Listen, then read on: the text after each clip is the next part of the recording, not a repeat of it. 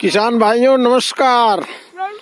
अगर आप चाहते हैं कि अच्छी खेती करके अपनी आमदनी बढ़ाएं तो सरसों की खेती आपके लिए एक बेहतरीन विकल्प हो सकती है। ये देखिए किसान के खेत में लगी है पायनियर की 45 या 46। ये हमारे बगल के गांव के चाचा श्री ब्रिजलाल पाल जी के खेत में लगी हुई है। ये देखिए आप पायनियर कंपनी की हाइब्रिड प्रजाति की 45 या 46 वैरायटी बोई गई है। बहुत शानदार सरसों है। नीचे से ही कल्लों का फुटाव बहुत ज्यादा है पेड़ में और बहुत बेहतरीन ब्रांचेज हैं इसमें। ये देख करके ही अंदाजा लग रहा है कि कितनी बेहतरीन सरसों की पैदावार होगी। जबकि ये पेड़ जब छोटे थे तो बहुत दूर दूर तक थे। आप नजदीक से देखिए एक एक पेड़ में कितनी ब्रांचेज हुई हैं। ये देखिए एक पेड़ में कितनी ब्रांचेज हैं, 1 2 3 4 5 6 7 8, कम से कम 20-25 ब्रांच एक एक पेड़ में है। बहुत अच्छी शाखाएं निकली हैं। यह बहुत बेहतरीन प्रजाति की सरसों है। पिछले साल मैंने भी इस प्रजाति को लगभग 4 एकड़ में लगाया था। बहुत बेहतरीन पैदावार मिली थी इस सरसों में। लगभग 6 कुंतल प्रति बीघे की दर से पैदावार हुई थी। बीघा तो एरिया वार अलग अलग होता है, कहीं छोटा कहीं बड़ा। प्रति एकड़ में 8 से 9 कुंतल की दर से पैदावार हुई थी। 45 या 46 सरसों की बहुत ही उन्नतशील किस्म है। किसान साथियों, इसकी बुआई आप लोग बेहिचक करिए और अपनी आमदनी बढ़ाइए। बहुत शानदार प्रजाति है, रोगरोधी है, इसमें रोग नहीं लगते हैं। इसका रिजल्ट आपके सामने है। जबकि बहुत अच्छी मिट्टी नहीं है जिस मिट्टी में इन्होंने पाल जी ने बुआई की है। बहुत बेहतरीन है। पेड़ काफी दूर दूर तक थे, देख लीजिए, पर अब इस खेत में जगह नहीं है कि कहीं से आप चल फिर सके, निकल सके। बहुत बेहतरीन प्रजाति है। इस वर्ष भी मैंने 8 एकड़ लगाई है, अपने खेतों में भी 8 एकड़ लगाया है इसको। बड़ी शानदार सरसों है। ये अक्टूबर के मध्य से आप लास्ट अक्टूबर तक अगर इसकी बुआई कर देते हैं या नवंबर के पहले हफ्ते तक भी कर देते हैं तो बहुत अच्छी प्रजाति है, बहुत बेहतरीन पैदावार देती है। सभी किसान साथियों से हमारा अनुरोध है कि जो भी इनके खाली खेत रहे पहले से पड़े रहें या धान जल्दी कट जाते हैं तो उसमें NPK DAP जो भी उपलब्ध हो आपके पास उसको डाल करके बो दें। और सरसों की पहली सिंचाई लगभग 30 दिन पर करें और सिंचाई के बाद उसमें सल्फर की मात्रा और यूरिया जरूर डालें। सल्फर डालने से दाने की मोटाई बढ़िया पड़ती है और दानों में तेल की मात्रा बहुत बेहतरीन होती है। जैसा कि मैंने बताया, पिछले साल भी इसको लगाया था। मैं 2-3 साल से लगा रहा हूँ तो इसमें तेल की मात्रा बहुत अच्छी है। लगभग 42% तेल पड़ता है इस सरसों में और दाने इसके मोटे व काले चमकदार होते हैं। बहुत बेहतरीन उपज देती है किसान साथियों। रोग के प्रति बड़ी सहनशील है। यह किसी प्रकार की दिक्कत नहीं है।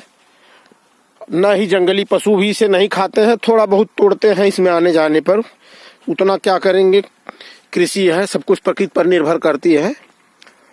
तो इसका बीज जो है कंपनी रिकमेंडेशन करती है 1 किलो बीज 1 एकड़ के लिए, पर खेत में नमी की स्थिति देखते हुए ही बुआई करना चाहिए। इसमें मैं एक सुझाव दूंगा किसान साथियों, पायोनियर में अगर खेत में नमी कम है तो इसकी जमाव जो है कम हो जाता है।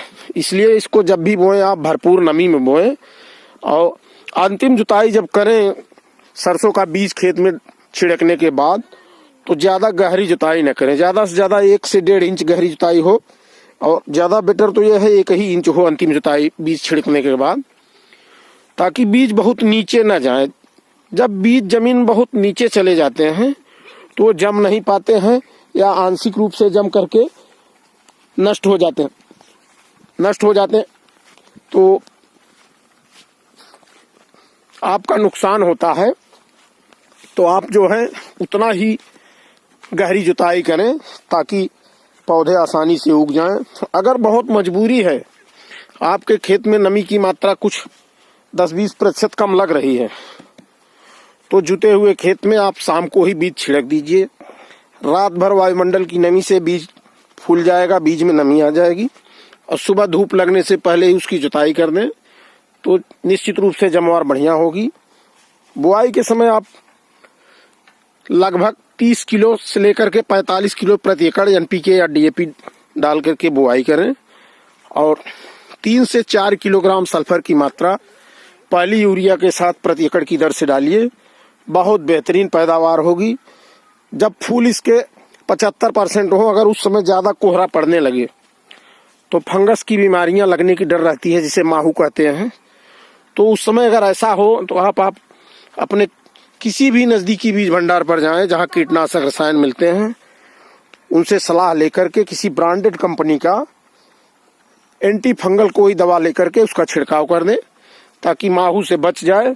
यद्यप मौसम सही है तो ऐसी बीमारियां नहीं लगती हैं। अब हम आपको दिखाते हैं, हमारे छोटे सहयोगी सारंग यादव भी हमारे साथ आए हैं, इनसे हम थोड़ा सा परिचय करवाते हैं। क्या नाम है आपका? सारंग यादव। सारंग यादव, आप कहाँ जा रहे हैं? कहाँ जा रहे हैं? खेत पे। किसके साथ आए हैं? आपके साथ। किसके साथ? ये खड़ी है हमारी रॉयल एनफील्ड, इसी से हम दोनों लोग आए हैं वीडियो बनाने के लिए। तो इनसे हम पूछते हैं ये कहाँ जा रहे हैं, किसके साथ आए हैं आप? हमारे मामा जी के साथ आए हैं यूट्यूब का वीडियो बनाने के लिए। अच्छा, तो किस फसल का वीडियो बन रहा है? सरसों का। सरसों का। तो आप भी वीडियो बनाते हैं? हाँ। आप भी मामा जी के यूट्यूब में सहयोग करते हैं? हाँ। आप भी यूट्यूब बनाते हैं? हाँ। थोड़ा सा इस सरसों के बारे में बोलिए, आप भी बोलिए, कुछ कहिए इसके बारे में। गाइस, ये बहुत पायनियर की बहुत अच्छी सरसों है, हमारे मामा जी के यहाँ बहुत ज्यादा बोई जाती है और इसी के साथ ही इसकी पैदावार बहुत अच्छी है। आप लोग भी बोइए। धन्यवाद। ये थे हमारे छोटे सहयोगी, इन्होंने कहा हम भी कुछ बोलेंगे इसके विषय में। तो किसान साथियों, आप लोग मार्केट की किसी विश्वसनीय दुकान से ही लें पायनियर का बीज, क्योंकि पायनियर में डुप्लीकेसी बहुत होती है। और पायनियर के बीज की पहचान हम आपको बताते हैं, थैले पर बारकोड होता है, उसको आप अपने गूगल स्कैनर से स्कैन कर लीजिए तो सारा डिस्क्रिप्शन कंपनी की तरफ से आ जाएगा। अगर जो डिस्क्रिप्शन आए वही पैकेट पर मिले तभी आप वो पैकेट लीजिए, अन्यथा मत लीजिए। और पैकेट में देखेंगे किनारे की तरफ जो सफेद हिस्सा है, उसके पीछे तरफ से टार्च या मोबाइल की टार्च जला के रोशनी करेंगे तो उसमें लाट नंबर ब्लैक कलर में दिखेगा। वो लाट नंबर और स्कैन करके आप मिलान कर लीजिए और दुकानदार से पक्का बिल मांगिए। अगर ये सब कंडीशन है तभी आप लीजिए, नहीं तो मार्केट में पायनियर के डुप्लीकेट बीज की बहुत संभावना रहती है। आप डुप्लीकेट बीज से बचिए। और अब हम चलते हैं घर की तरफ। ये हमारे छोटे सहयोगी घर जाने के लिए ज्यादा उतावले हैं। सारंग यादव जी ये रॉयल एनफील्ड ऑन कर चुके हैं, चाबी लगा दिए हैं। चले ठीक है, बहुत बहुत धन्यवाद।